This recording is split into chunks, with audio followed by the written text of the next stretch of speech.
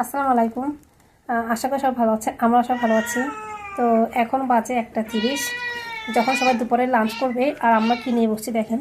এখন সবাই খেতে ইচ্ছে করছে সিঙ্গারা, আর এখানে কাঁচামরিচের সস আর জিলাপি। সিঙ্গারাগুলো এত টেস্টি, আপনি যখনই কিনবেন একদম খুবই গরম থাকবে এই সিঙ্গারাগুলো।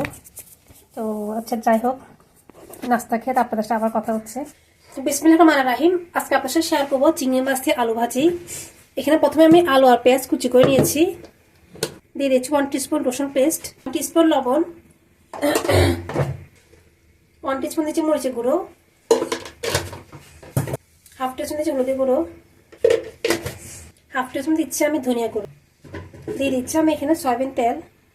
আমার এখানে 3 টেবিল স্পুন হবে সয়াবিন তেল। দিয়ে সবগুলো উপকরণ খুব ভালো করে আমি হাত দিয়ে মেখে নেব। আলুগুলোকে খুব সুন্দর করে মেখে নিচ্ছি। এখন চিংড়ি মাছগুলো দিয়ে দিচ্ছি। চিংড়ি মাছের ভাজি করলে আলু ভাজিটা খুবই মজা হয়। এভাবে আমি রেখে দিব। এখন প্রথমে চুলাটা আমি একদম বাড়িয়ে দিব। আমি অফ ক্যামেরা দুবার নেড়ে দিয়েছি। এখন আলু ভাজিগুলো নেড়ে দিচ্ছি। দেখুন চিংড়ি মাছটা খুব সুন্দর লাল লাল হয়েছে, আর চিংড়ি মাছ থেকে খুব সুন্দর ফ্লেভার আসছে। চিংড়ি মাছটা আমি আলুতে খুব সুন্দর ভেজে নিয়েছি। চিংড়ি মাছটা দেখুন খুব সুন্দর লাল লাল কালার চলে আসছে, আলুতে যথেষ্ট করে পানি বেরোয় আসছে। এখন এখানে আমি পানি দিয়ে দিচ্ছি।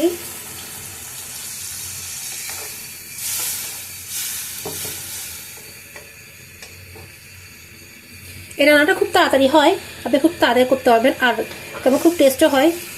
খুব সহজ একটা রেসিপি। তো এভাবে আমি রেখে দেবো ঢেকে দিয়ে। এখন যারা আমার ভিডিওটা দেখছেন তারা ভিডিও দেখতে দেখতে অবশ্যই সাবস্ক্রাইব করে দেবেন, লাইক অ্যান্ড শেয়ার করবেন। আর যারা সাবস্ক্রাইব করেছে তাদেরকে অসংখ্য ধন্যবাদ। আর কয়েকটা ধন্যবাদ ছিটিয়ে দিচ্ছি।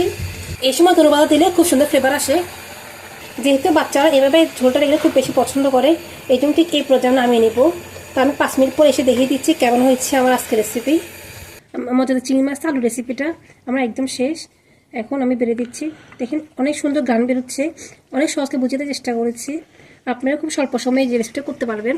আর সবাই অবশ্যই আমার পাশে থাকবেন, আমাকে সাবস্ক্রাইব করবেন, আর ভালো থাকবেন। অবশ্যই বাসায় একবার ট্রাই করবেন। এখন তো প্রচুর চিংড়ি মাছ পাওয়া যাচ্ছে বাজারে, অনেক বেশি ভালো লাগবে। আজকের পর্যন্ত আল্লাহ হাফেজ।